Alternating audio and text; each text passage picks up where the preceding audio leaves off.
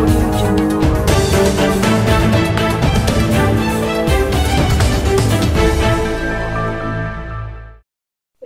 warahmatullahi wabarakatuh. Hai Sobat Pompong, bertemu lagi di segmen Bincang Teropong. Nah, Bincang Teropong kali ini kita akan membahas bagaimana sih cara meningkatkan rasa kepedulian terhadap sesama, terlebih khususnya di masa pandemi COVID-19. Nah, saat ini saya sedang bersama Abangda Fadli Septaviandra ya Bang ya, bener ya Bang ya? Ya, Septaviandra, oke. Ya, Septaviandra selaku Kepala Cabang Aksi Cepat Tanggap atau ACT. Selamat sore Bang Fadli. Oke, sore. Assalamualaikum warahmatullahi wabarakatuh. Jadi langsung aja ya Bang kita bincangnya. Jadi ada beberapa pertanyaan.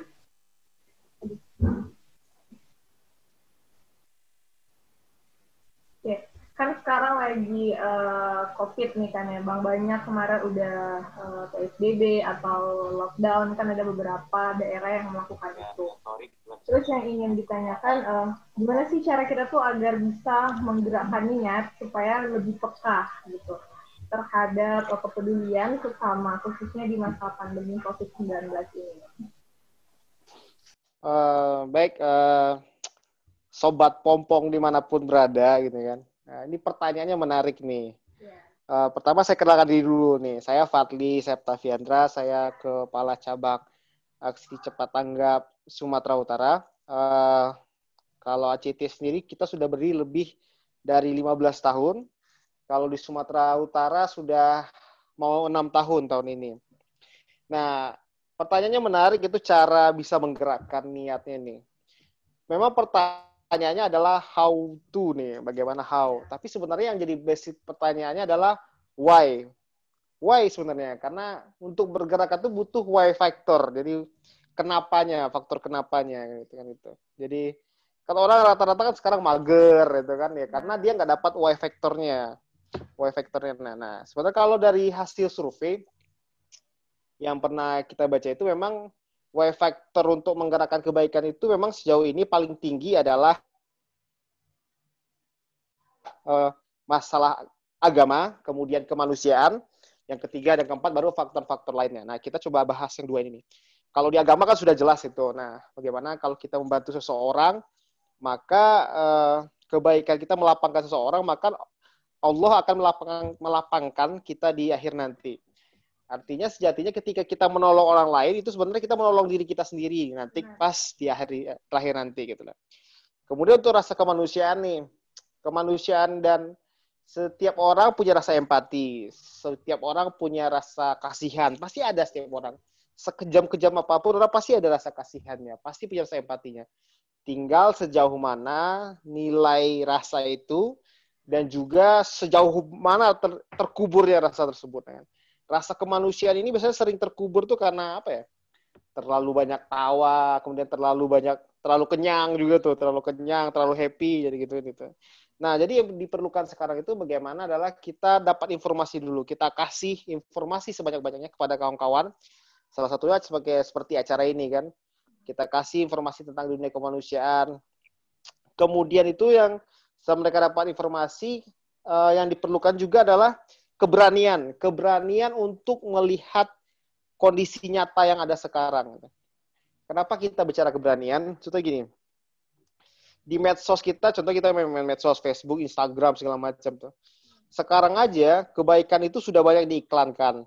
Contohnya kayak apa ya, crowdfunding, kayak Kita Bisa, kasus-kasus kemanusiaan itu kan banyak tuh diiklankan. Terkadang ketika kita ngelihat permasalahan kemanusiaan gitu kan, paling kita skip aja itu kan. Kita tidak berani ngelihatnya itu kan ya. Itu kita skip aja nih. Udah skip aja nih. Mending lihat TikTok yang lain gitu kan. Skip aja nih kan gitu kan. Nah, kita perlu berani untuk melihat hal tersebut. Kadang-kadang kita tidak berani karena kita tidak mau terima kenyataan bahwa di sekeliling kita susah atau kita tidak berani berbuat gitu. Jadi perlu keberanian untuk melihat kebaikan tersebut. Nah, yang ketiga itu caranya adalah harus dimulai walaupun sedikit. Ya mau ngelihat misalnya orang pengemis kah atau ngelihat membantu lingkungan kah, harus dimulai walaupun sedikit, karena kalau tidak dimulai ini akan jadi sifat imun bagi kita. Imun dalam artian bisa dibayangkan kan orang sekarang sudah banyak yang imun terhadap permasalahan sosial. Ketika dia lihat orang miskin, ya biasa aja. Memang hidupnya udah miskin gitu kan. Ketika dia lihat anak-anak jalanan, ya udah biasa. Itu ada hidup mereka. Karena mereka sudah imun gitu kan. Atau di luar negeri terjadi perperangan, pengungsian, ya udah biasa gitu kan. Jangan sampai terjadi hal imun ini. Cara menghilangkan imun ini ya itu dengan cara melakukan walaupun sedikit. Gitu dulu Mbak. Ngobrol santai sore ini dulu. Nah, tapi kan setiap orang itu kan punya kesibukannya masing-masing gitu ya, Bang ya. Walaupun kayak udah berani nih, terus udah mulai, tapi kan itu semua tetap punya aktivitasnya masing-masing gitu. Terus caranya tetap gini, maksudnya terlepas dari kesibukan itu pasti kan kita tetap punya cara nih gitu. Walaupun itu kecil. Nah, kira-kira caranya apa nih kalau dari Abang?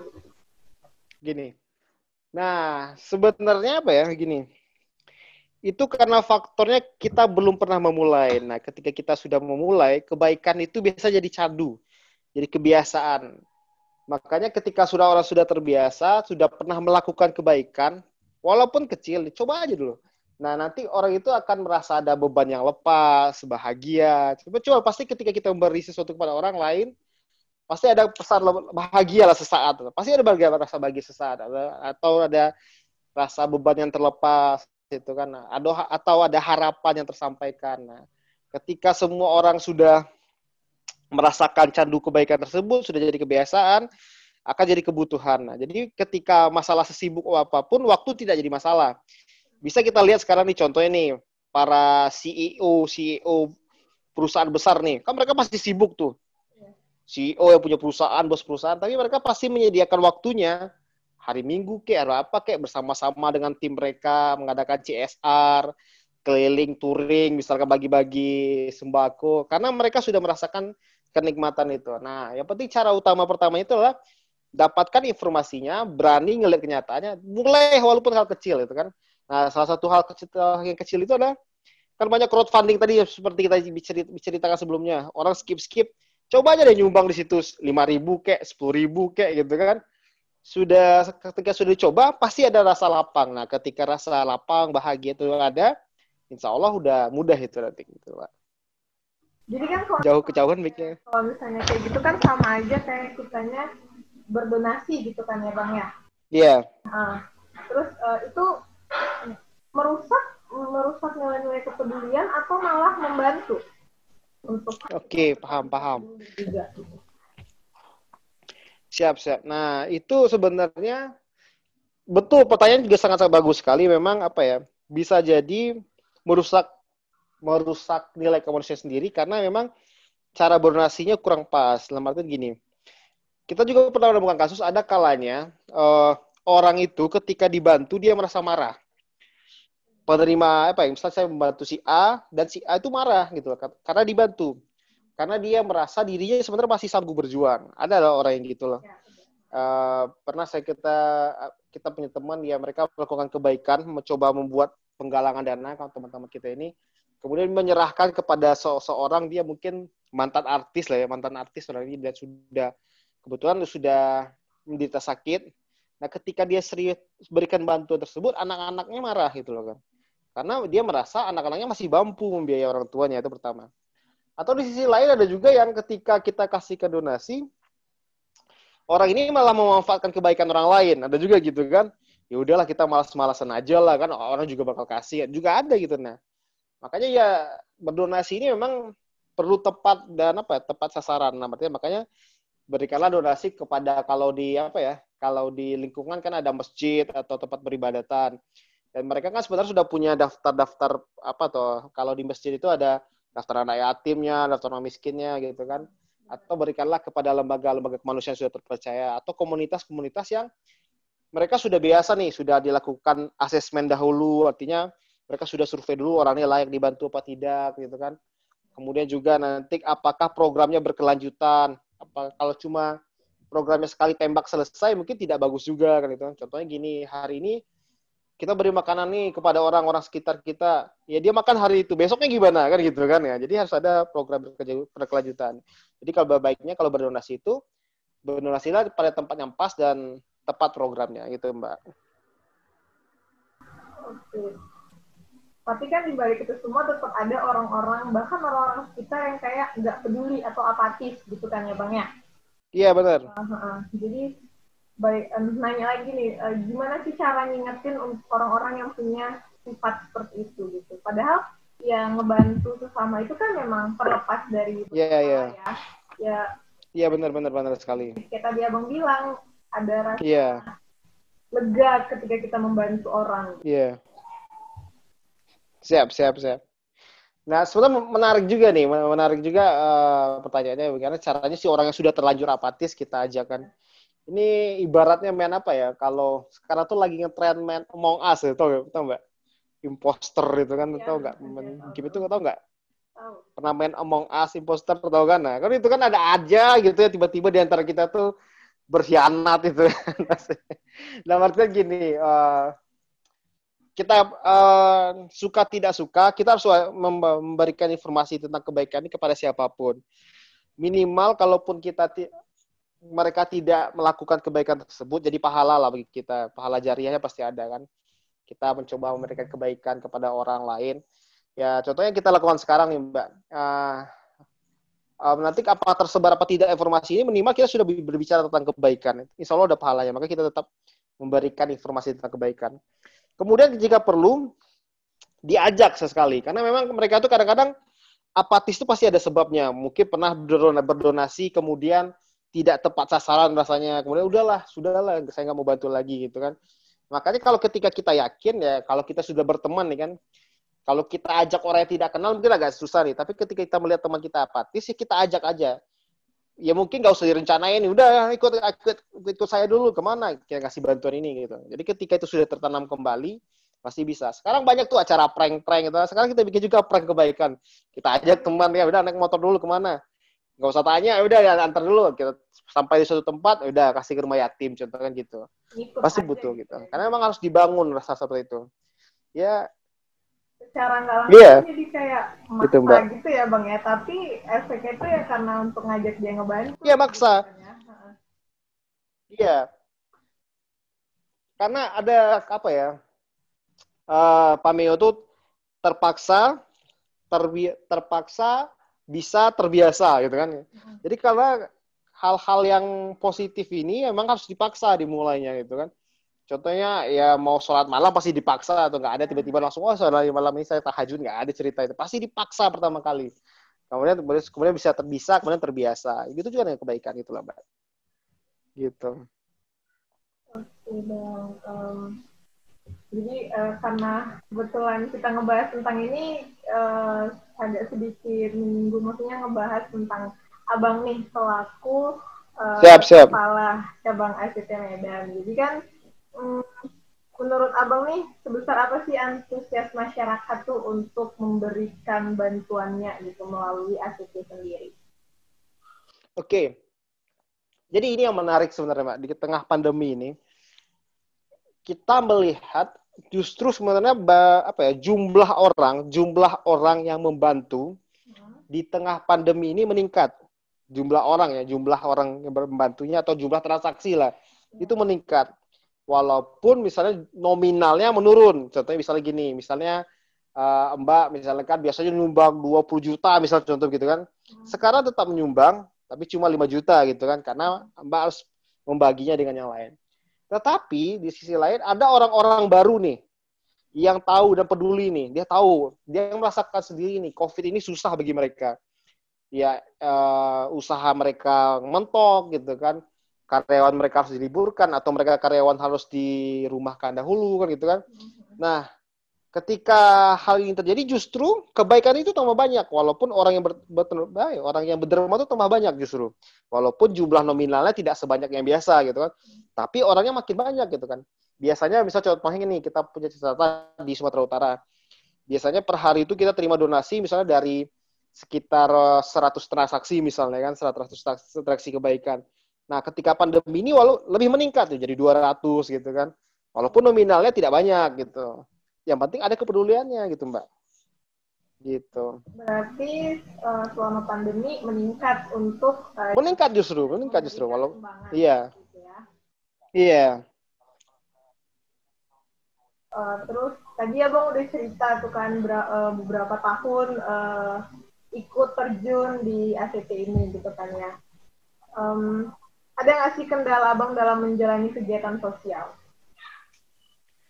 Iya, ada sih Mbak, kendalanya itu kadang-kadang apa ya? Ya seperti Mbak tadi kan Mas terkait pertanyaannya apakah malah merusak rasa kemanusiaan sendiri. Ya. Karena juga ada ketika kita memberikan kebaikan, menyalurkan donasi itu banyak juga orang-orang yang pernah terluka ketika menerima donasi. Contohnya gini, ada juga yang bertanya, Bapak dari partai mana kan gitu kan? Padahal kita nggak ada unsur politik sama sekali kan, kita ngasih-ngasih aja. Gitu. Iya Pak, soalnya ketika dulu kan saya dikasih bantuan, saya wajib milih nih Pak. Oh saya nggak ada urusan di situ Pak, saya kasih bantuannya, ini programnya ya Bapak lakukan, ya kita nggak ada urusan sama partai. Gitu-gitu sih Mbak. Ya kendalanya kadang-kadang, ya masyarakat itu sudah penuh kecurigaan gitu kan. Tapi tidak masalah kita bantu terus, itu yang penting. Kemudian kendala lain apa ya? Kendala yang lain itu contohnya memang apa? Lebih pada jarak sih sebenarnya jarak. Karena memang semakin jauh jarak sebuah kasus dari pusat informasi sering tidak terinformasikan. Contohnya gini, mungkin seperti di kawan-kawan kita di daerah Tapanuli Utara, kemudian di daerah Tapsel juga ada sih sebagian. Itu memang dia tinggal di perbukitan, di dalam hutan itu kan mereka juga hidupnya miris. Tapi karena tidak terinformasikan, jadi ya tidak tersampaikan juga kebaikan ke sana gitu, Mbak. Kalau di Medan kan enak nih, dikit-dikit aja viral pakai TikToknya udah viral, udah bantu besok semuanya kan. Tapi siapa yang mau membuat TikTok di hutan Tapanuli Utara? Itu contohnya gitu kan. Padahal hidup mereka juga miris itu, jalan masih belum ada, kemudian juga layanan kesehatan belum masif seperti itu, Mbak. Itu sih kendala yang biasanya, Mbak. Berarti untuk jarak aja kali ya Bang ya, masalah kendala Iya. memang sangat-sangat ini. Tapi kalau boleh saya tahu, terus ACT sendiri tetap, maksudnya bikin buka ACT itu kan banyak ya di mana-mana kan ya.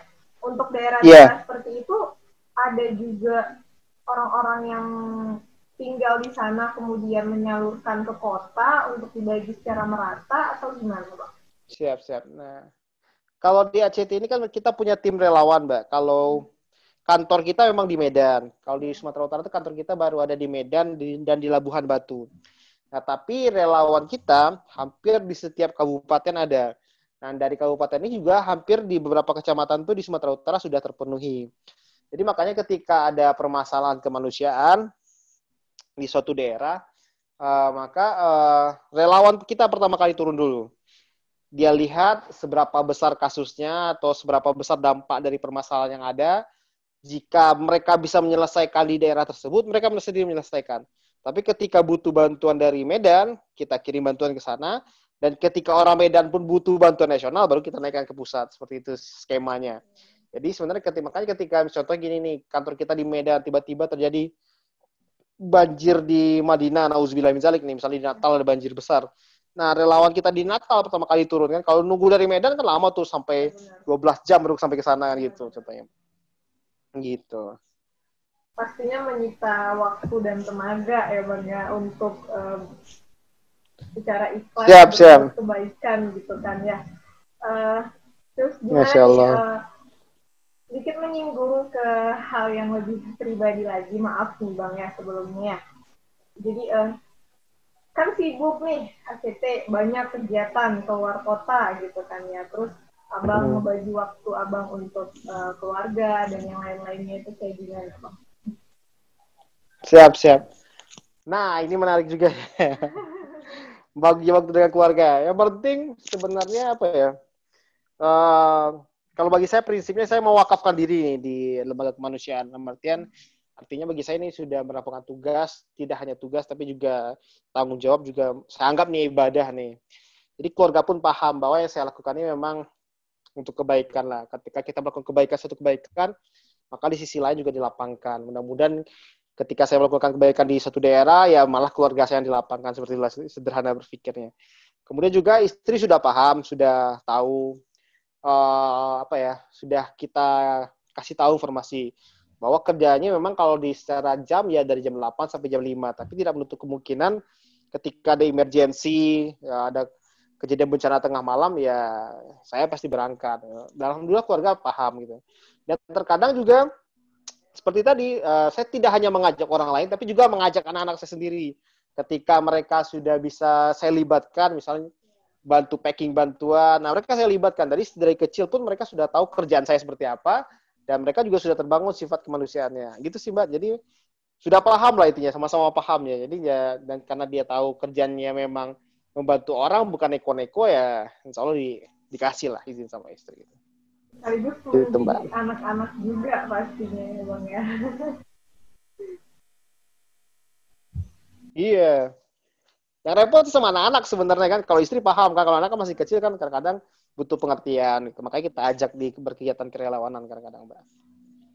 Ini, gitu. Setelah ngobrol beberapa pertanyaan tadi, saya pengen nih Abang kasih motivasi untuk teman-teman supaya meningkatkan kepedulian terhadap sesama. Karena pandemi kali ini kan benar-benar pengaruhnya sangat besar sekali kan, gitu ya Bang ya. Terus harapan Abang juga kepada masyarakat gitu kan, karena ya semua kena dan apa salahnya juga kan, kalau menurut saya ya saling membantu juga gitu. Jadi motivasi dan harapan Abang nih untuk teman-teman dan masyarakat yang ada di luar sana. Baik. Jadi pertama gini,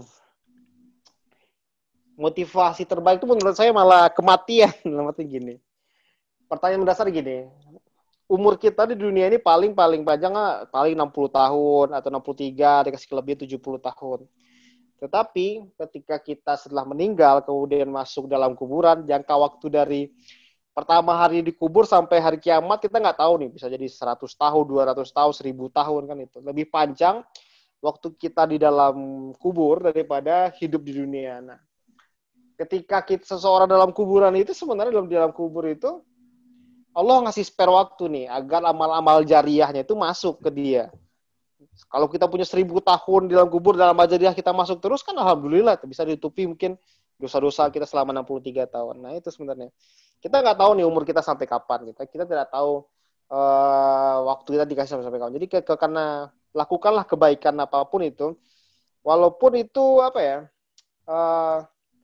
jangan ditunda sifatnya. Karena kebaikan itu kalau ditunda, godaannya pasti besar. Jadi lakukanlah selagi punya umur, selagi punya waktu. Kadang-kadang kalau kita mau ikutkan apa ya, urun waktu, menunda-nunda kebaikan, justru menurunkan nilai kebaikan tersebut. Nah, ketika kita melakukan kebaikan, insya Allah kebaikan itu pasti balik kita lagi. Mungkin kita bisa evaluasi nih, kenapa deskripsi masih mentok, gitu kan? Kenapa ujian masih mentok? Ya itu kadang-kadang kan, karena kita menunda kebaikan gitu kan. Kenapa sih nilainya nggak pernah A? Karena kita sholatnya nunggu 10 menit, 20 menit. Nah, gitu-gitu sebenarnya, Pak. Gitu.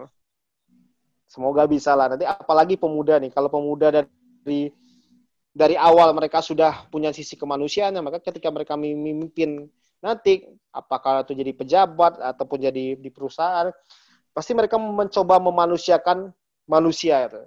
Sebagaimana yang tengah diperjuangkan sama mahasiswa sekarang tentang RUU sekarang kan itu kan mencoba memanusiakan manusia kan itu sebenarnya kan itu perjuangan kan itu sih Mbak. Sudah cukup panjang ya Bang ya kalau menurut saya. Oh panjang jadi ya. Beberapa pertanyaan dan dijawab dengan padat dan untuk saya pribadi juga ya sangat jelas sekali gitu. Intinya kan ya justru hal yang terbaik adalah ketika kita memang tidak lagi banyak rezeki dan di situ kita memberikan bantuan. Benar. Malah makin lebih banyak kita sama Allah kan kayak gitu ya. Iya. Dikasih yang lebih lagi rezekinya.